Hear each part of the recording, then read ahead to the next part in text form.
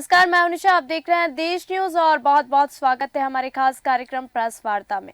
Press वार्ता जिसमें हम आपको बताते हैं देश दुनिया की तमाम बड़ी अपडेट, तमाम बड़ी खबर। ऐसी कौन सी खबरें हैं जो सुर्खियों में हैं और अखबारों की हेडलाइंस बनी हुई है।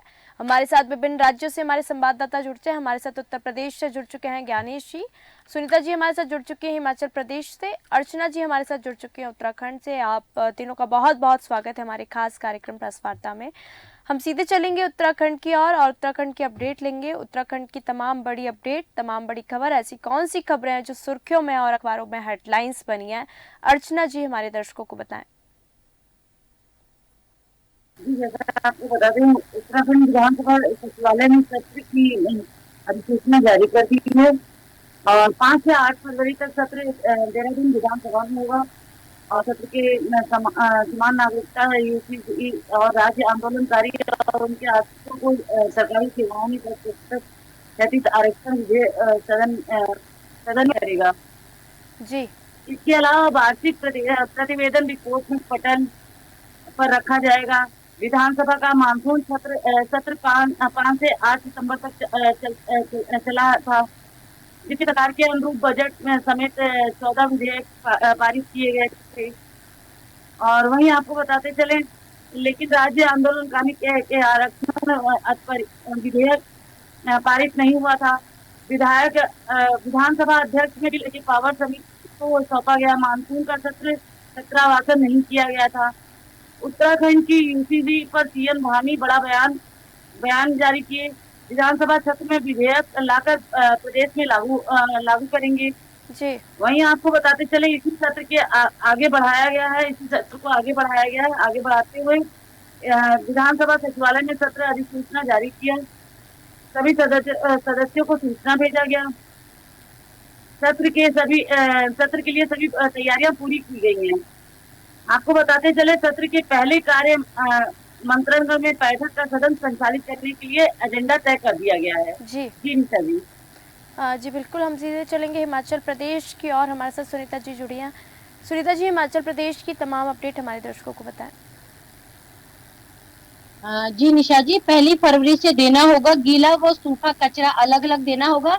नगर निगम ने जारी किया है फरमान। अनदेखी पर रोजाना 500 रुपए जुर्माना। सभी को बताया जा रहा है कि अगर अनदेखी की गई, गीला व सूखा कूड़ा अलग अलग नहीं दिया गया, तो रोजाना जो है वो 500 रुपए का जो है जुर्माना भरना शुरू हो जाएगा। वही सभी से निवेदन किया है कि घरों में दो दो डस्टबिन रखें, जिसमें एक में सूखा कूड़ा रखें और एक में जो है वो गीला कचरा रखें।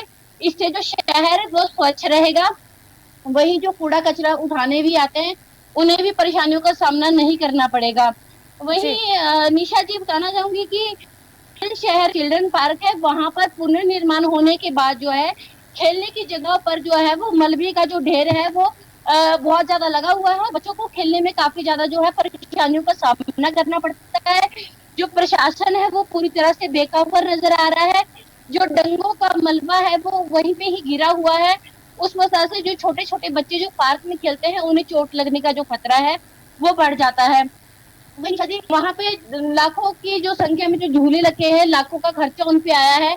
झूलों के और जो जिम का जो भी उपकरण थे, उन पे जो खर्चा आया है, उनकी भी कोई उन्हें भी नहीं देख पा रहा है। उनकी भी अनदेखी हो रही है और वो टूटते हुए नजर आ रहे हैं। तो उसके ऊपर भी प्रशासन को कार्रवाई करनी चाहिए और उन्हें देखना चाहिए जो इस तरह की जो चीजें आ रही है, क्योंकि सभी लोगों का निवेदन है, क्योंकि बच्चों के जो छोटे छोटे बच्चे हैं वहां पे खेलते हैं सभी लोगों के बच्चे। वही निशा जी, बताना चाहूंगी कि चंडीगढ़ में पकड़ा गया चिट्टे का जो सप्लायर है। सोलन पुलिस ने नशा मुक्त के खिलाफ जो है अभियान चलाया है। यह कार्रवाई पुलिस ने चिट्टे के संबंध में पहले ही 2 आरोपियों को पकड़ा था। उन्हीं की निशानदेही पर जो सप्लायर को जो पकड़ा गया है चंडीगढ़ से, वो उन्हीं की ही निशानदेही पे पकड़ा गया है। वही निशा जी, बद्दी में तेज रफ्तार ट्रक से जो राहगीर था, उसकी ट्रक से टक्कर लगने की वजह से जो है उसकी मौके पर ही मौत हो गई। वही निशा जी, बद्दी में पुलिस ने चेकिंग के दौरान एक युवक से 5.97 ग्राम जो है वो हेरोइन पकड़ी है। जी, वही उसे गिरफ्तार कर लिया है और उसके ऊपर जो आगे की कार्रवाई है वो जारी की जा रही है। वही निशा जी, यहाँ नौराधार में 1 करोड़ की जो है वो शिव जो मंदिर है उसका जो है निर्माण हो रहा है। जो मंदिर है वो 80% जो है वो कंप्लीट हो चुका है। 1 दर्जन जो लोग हैं वहाँ पे काम कर रहे हैं। वही जो निर्माण कार्य है वो 3 महीने में जो है वो पूरा हो जाएगा। जी। वही कंडाघाट में निशा जी 3 महीने में 300 लोगों को जो है वो पेंशन लगी है, वृद्धा पेंशन लगी है, जो दिव्यांग लोग हैं उन्हें जो पेंशन लगी है, और जो बुजुर्ग लोग हैं उन्हें भी जो है पेंशन लगी है। 3 महीने में जो है 300 लोगों को पेंशन लगी है। वही जी निशा जी। जी बिना बारिश के जो है किसानों की जो फसलें हैं वो नष्ट हो रही है, और उसकी जो आशंका है वो काफी ज्यादा बढ़ चुकी है। बागवानों के चेहरे पे जो मायूसी है वो साफ देखी जा रही है। बीते 4 महीने से बारिश की एक भी बूंद नहीं होने से जो है बागवानों को और जो पशुपालकों को है काफी ज्यादा परेशानियों का सामना करना पड़ रहा है। जी वहीं जो गेहूं की फसलें हैं वो भी खराब होती हुई नजर आ रही है। ज्यादातर जो किसान है उनकी जो खेती है वो आसमानी जो बारिश है उस पर ही निर्भर करती है।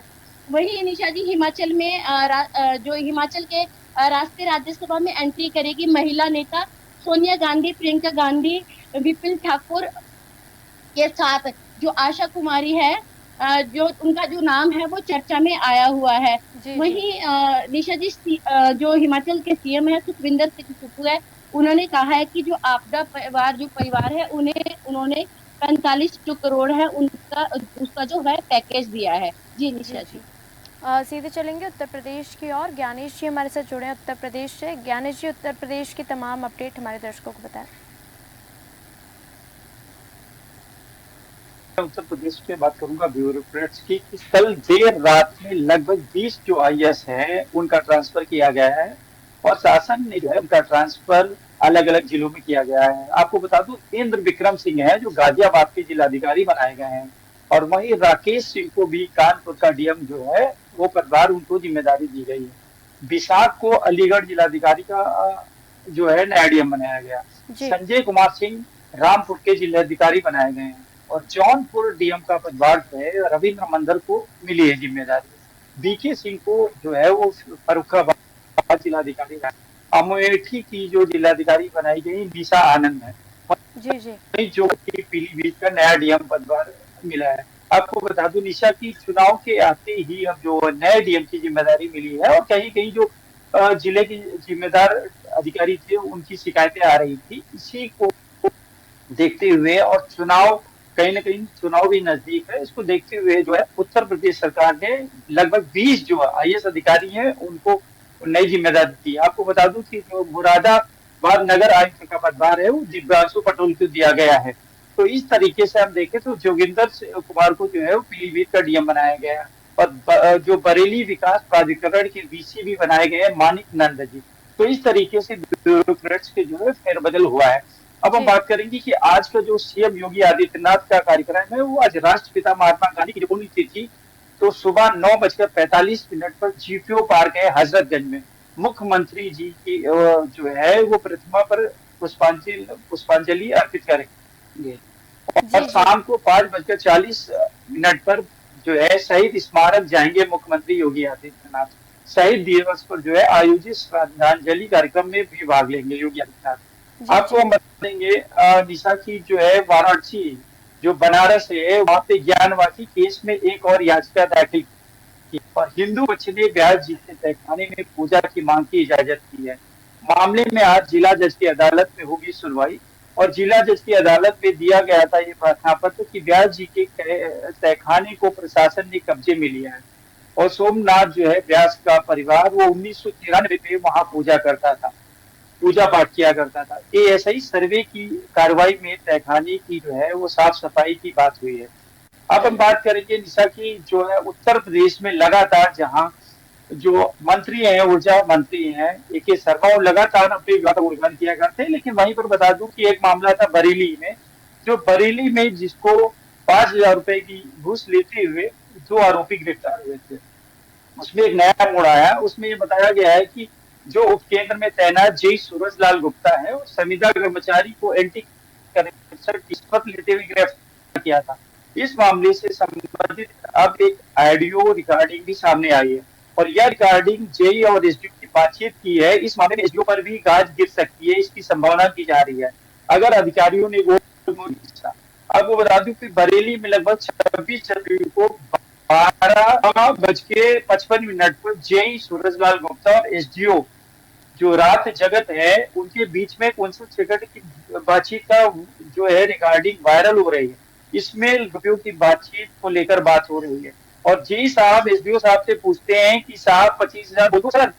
इस पर एसडीओ साहब कहते हैं पुलिस वाले हैं, ज्यादा जो इजीली पॉसिबल हो, आसानी से संभव हो वही बोलिए, ज्यादा मत बोलिए। तो सोचिए कि उत्तर प्रदेश में योगी सरकार जहाँ है और बिजली विभाग की आए दिन शिकायतें हो, चाहे कोई भी अधिकारी हो।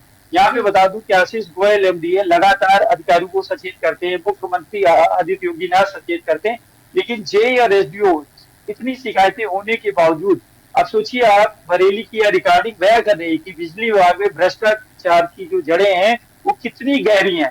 और जब जेई एसडीओ से बात होती है तो जेई एसडीओ सभी शब्दों में ये भी कहते हैं कि साहब ये तो ऊपर तक जाता है। अब सोचिए कि किसको ऊपर तक, क्या मुख्यमंत्री लेता है, प्रमुख सचिव लेता है कि ये बिजली विभाग का अधिकारी लेता है। जी जी। तो कहीं ना कहीं बिजली विभाग की जो है छवि धूमिल करने में जेई एसडीओ और एससी और यहाँ तक बता दूं एक्सीएन कोई कसर नहीं छोड़ते हैं। तो अब सोचिए रिकॉर्डिंग जब ऑडियो हो रही तो इसको लेन देन का जो है उसकी जानकारी होने के बाद एसडीओ ने उसे रोका नहीं बल्कि खुद उसमें शामिल हो गए। और एसडीओ साहब कह रहे हैं कि हम जो है इसमें कम ऐसा बोलिए, ज्यादा मत बोलिए क्योंकि ये पुलिस का मामला है। तो एसडीओ पर अब आईपीसी की धारा जो 120 यानी साजिश रचने का आरोप है, उन्हें सह अभियुक्त के तौर पर नामजद भी किया गया है। और मुख्य अभियंता रणविजय सिंह ने बताया कि भ्रष्टाचार पर जीरो टॉलरेंस की नीति पर अमल होगा। अब सोचिए जो योगी सरकार कहती है जीरो टॉलरेंस, अधिकारी भी अपने जुबान से तो कहते हैं लेकिन अंदर क्या चल रहा है आप देख रहे हैं। ऑडियो जारी हो रहे हैं, 5,000, 10,000, 20,000 एंटी करप्शन की टीम काम कर रही। तो जो बिजली विभाग के मंत्री है, ऊर्जा मंत्री, लग रहा है उनसे विभाग संभल नहीं रहा है क्योंकि दो बड़ी विभाग के पास में नगर विकास भी है, दूसरी जो ऊर्जा विभाग है और इसमें जो इनके अधिकारी हैं मालामाल है। उनका तो साफ तौर पर ये भी कहना है कि राजस्व कह रहे हैं बिजली विभाग से राजस्व ज्यादा इकट्ठा करिए। तो इस तरीके से शिकायत अगर उत्तर प्रदेश में है और जो बिजली विभाग का जो उपभोक्ता है वो दर दर भटकता रहता है, चाहे वो कनेक्शन को लेकर हो, चाहे बिजली माफ करने को लेकर हो, चाहे यहाँ पे जो बिजली का बिल ज्यादा आता है, तो इसको लेकर आए दिन शिकायतें होती रहती है हमेशा। तो कहीं न कहीं जो बिजली विभाग की छवि धूमिल करने में ऐसे अधिकारी पूरी तरीके से आप देख रहे हैं कि किस तरीके से छवि को धूमिल करने में लग रहे हैं और योगी सरकार का उनको 1% भी खौफ नहीं है। जी। अब निशा हम बात करेंगे कि उत्तर प्रदेश में किस तरीके से कहीं न कहीं जो लोकसभा चुनाव की तैयारी को लेकर चुनाव आयोग जो है वो कल आ चुका है और इसमें 30 जनवरी को लखनऊ आज की बात करें तो सभी जो जिलों के डीएम है, एसपी हैं, पुलिस कमिश्नर है, मंडल आयुक्त के साथ में आयोग की बैठक है और लगभग चुनाव आयोग के अफसरों के साथ में बैठक करेंगे आज। और 31 जनवरी को सभी राजनीतिक दलों के साथ में चुनाव आयोग जो है वो मुलाकात करेगा। जी। तो 31 जनवरी के साथ चुनाव आयोग की टीम जो है वो कल वापसी भी होगी। चुनाव को लेकर इसको तैयारियां क्या है, इसको लेकर एक बैठक होगी। आपको बता दें कि अब एक ये बीजेपी जो शासित राज्यों के सीएम है वो, क्योंकि जो अयोध्या का मंदिर है उसका निर्माण हो चुका है, उसमें प्राण प्रतिष्ठा हो चुकी है, तो इसको लेकर जो बीजेपी के शासित राज्यों के सीएम है वो अयोध्या में दौरा करेंगे। आपको बता दूं कि मंत्रिमंडल के साथ में वो रामलला के दर्शन करने जाएंगे मुख्यमंत्री। जैसे 31 जनवरी को त्रिपुरा के सीएमओ के साथ में दर्शन करेंगे कल और 1 फरवरी को सीएम योगी मंत्रियों के साथ में दर्शन के लिए अयोध्या जाएंगे। वहीं 2 फरवरी को उत्तराखंड मंत्रिमंडल रामलला के दर्शन करेगा। सीएम पुष्कर सिंह धामी मंत्री के साथ में दर्शन के लिए जाएंगे। 5 फरवरी को महाराष्ट्र कैबिनेट रामलला के दर्शन करेगी और 9 फरवरी को हरियाणा मंत्रिमंडल रामलला के दर्शन करेगा। वहीं 15 फरवरी को जो है गोवा के सीएम कैबिनेट के साथ में वो दर्शन करेंगे।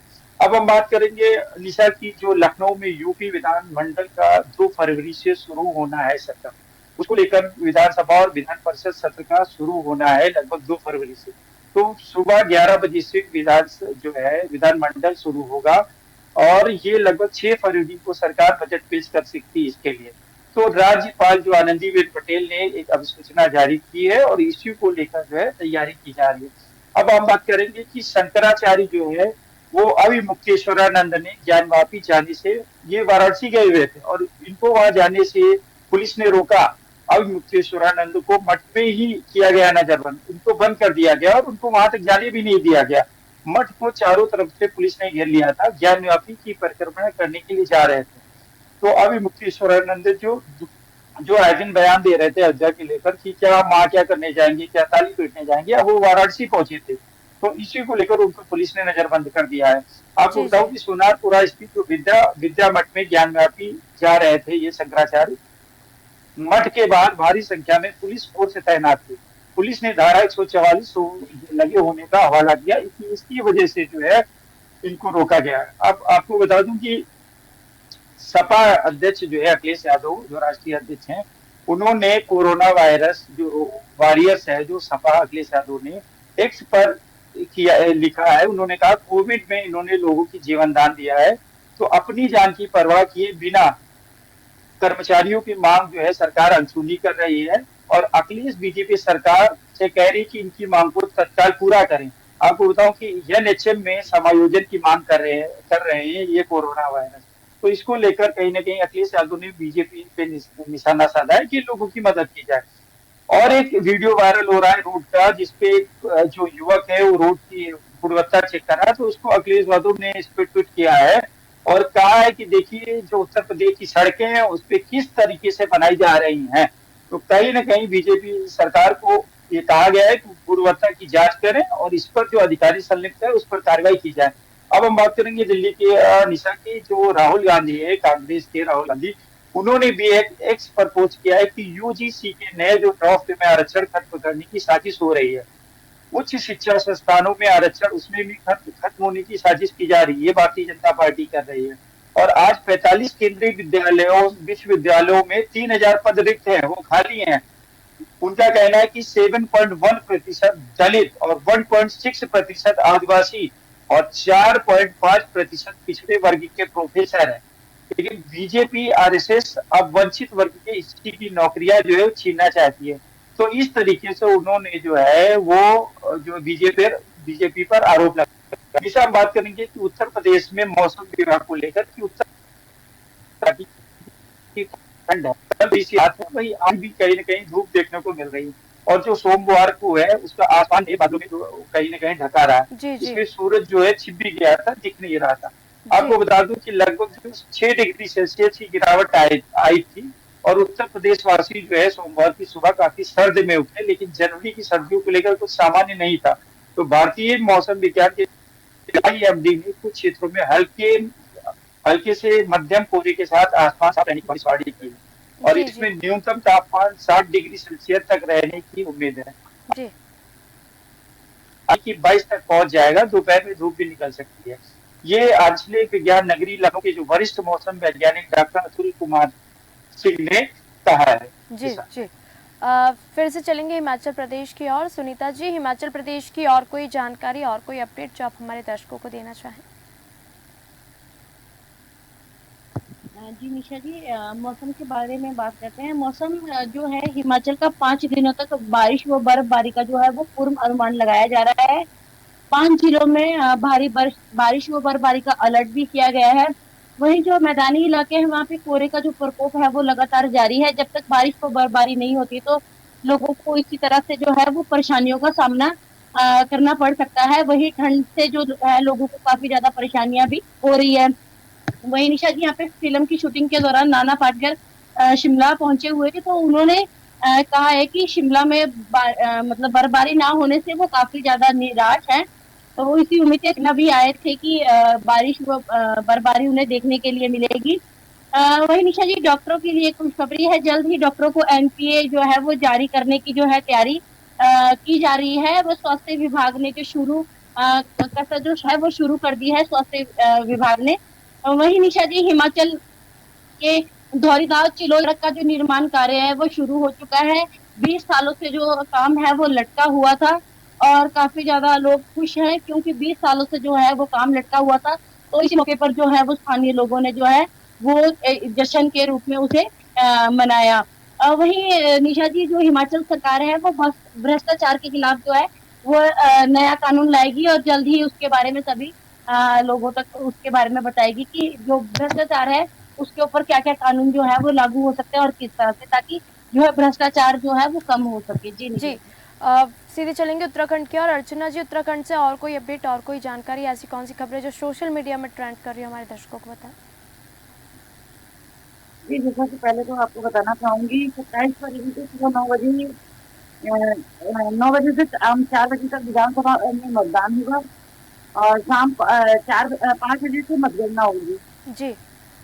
मुख्य अधिकारी जो मुख्य निर्वाचन अधिकारी हैं उत्तराखंड के राज्यसभा सदस्य अनिल बलूनी जी का कार्यकाल खत्म होने के चलते रिक्त हुई एक स्थान राज्य सीट की मतदान के लिए 27 फरवरी को होगा। मुख्य निर्वाचन अधिकारी कार्यालय आज 8 फरवरी को 8 फरवरी को इसकी अधिसूचना जारी करेगा। वहीं आपको बताते चले मुख्य निर्वाचन अधिकारी डॉक्टर पी सुब्रमण्यम ने बताया कि 15 फरवरी को राज्यसभा चुनाव के लिए नामांकन होगा। आपको बता दें हज यात्रा 2024 के लिए सोमवार को अल्पसंख्यक मंत्रालय में रैंडम डिजिटल चयन जारी कर ऑनलाइन लॉटरी की गई है। उत्तराखंड के लोग हज यात्रा 2024 पर जाने के लिए लॉटरी खुल गई है। अल्पसंख्यक मंत्रालय की ओर से रैंडम डिजिटल चयन के जरिए लॉटरी के हज यात्रा जाने वाले 1152 लोग हुए हैं जिनको चयन किया गया है। आपको बताते चले 1163 आवेदन प्राप्त हुए हैं। इस बार उत्तराखंड सरकार का 1152 का कोटा निर्धारित कर दिया गया है। जी, आपको बताते चले कांग्रेस को एक बहुत बड़ा झटका मिला। समर्थकों के साथ पूर्व विधायक शैलेंद्र रावत ने फिर से भाजपा का हाथ थाम लिया है और साल 2023 में दुगड्डा के ब्लॉक प्रमुख बने थे शैलेंद्र रावत। भाजपा के टिकट पर 207 से कोटद्वार से विधायक चुने गए थे। तब कांग्रेस के बड़े नेता माने जाने वाले सुरेंद्र नेगी ने उन्हें शिकस्त दी थी। आपको बता दें पूर्व विधायक शैलेंद्र रावत रविवार को सैकड़ों समर्थकों के साथ भाजपा में शामिल हो गए। जी जी। वहीं आपको बताते चले शैलेंद्र के अलावा केदारनाथ विधानसभा की चुनाव लड़ के कुलदीप ने भी भाजपा प्राप्त की है। जी जी। वहीं मौसम के बारे में आपको जानकारी देने कि पहले इस बार जनवरी में सूखा रहा है, सूखी ठंड पड़ी और बर्फबारी का रिकॉर्ड नहीं बना पाई, लेकिन महीने के अंत में मौसम ने तेवर बदल दिया है अपना। बारिश और बर्फबारी के होने के आसार है। जी जी। वहीं मौसम विज्ञान केंद्र की ओर से येलो अलर्ट जारी कर दिया गया है उत्तराखंड के लिए और मौसम विज्ञान केंद्र की ओर से पूर्व अनुमान में मंगलवार को प्रदेश भर के मौसम में शुष्क रहेगा। जी। बताते चले हालांकि हरिद्वार समेत पौड़ी, नैनीताल, हरिद्वार और उधम सिंह नगर के जिले के कई इलाकों में सुबह हल्का कोहरा घने बादल छाए रहने की संभावना है। 31 जनवरी को प्रदेश भर में गर्जन के साथ बिजली चमकने के साथ बारिश होने के आसार हैं। जी जी। वहीं आपको बताते चले जो ट्रेंड में आज चल रहा है, कल हमारे सीएम धामी जी ने यहाँ से हरिद्वार से अयोध्या के लिए नया ट्रेन सुचारू रूप से जारी किया है। उनको हरी झंडी दिखाते हुए यहाँ से चलित किया है। जी निशा जी, बहुत बहुत धन्यवाद अर्चना जी, उत्तराखंड की तमाम अपडेट देने के लिए। सुनीता जी, आपका भी बहुत बहुत धन्यवाद हिमाचल प्रदेश की तमाम जानकारी, तमाम बड़ी अपडेट देने के लिए। ज्ञानेश जी, आपका भी बहुत बहुत धन्यवाद उत्तर प्रदेश की तमाम अपडेट देने के लिए। हमारे दर्शकों को प्रेस वार्ता में फिर हम लेके आएंगे नई खबरों के साथ, नई सुर्खियों के साथ, नई हेडलाइंस के साथ। देखते रहिए देश न्यूज। नमस्कार।